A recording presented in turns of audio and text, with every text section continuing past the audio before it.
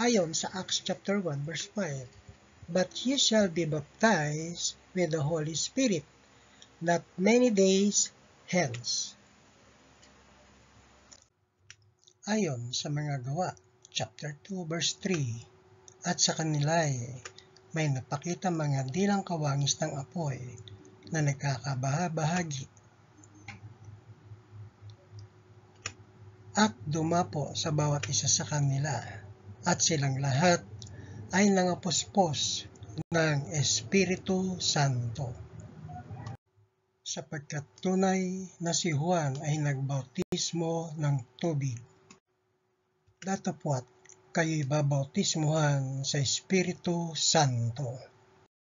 Ito na nga po na ibig nating mabigyan ng pagpapahalaga na ma-emphasis na kung ano nga ba ang ating tinatalakay dito.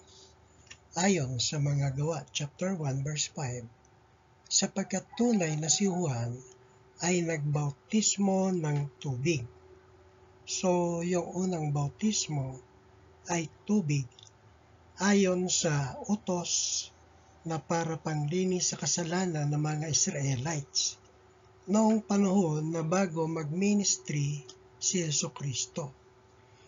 Kaya after na mabuhay si Jesucristo, ay pinalitan niya ito ng bagong bautismo, ang bautismo ng Espiritu, na after 40 days na nakipagpulong siya sa mga apostol at mga witnesses and followers, ay ito ang kanyang habilin. Datapwat kayo'y babautismuhan sa Espiritu Santo.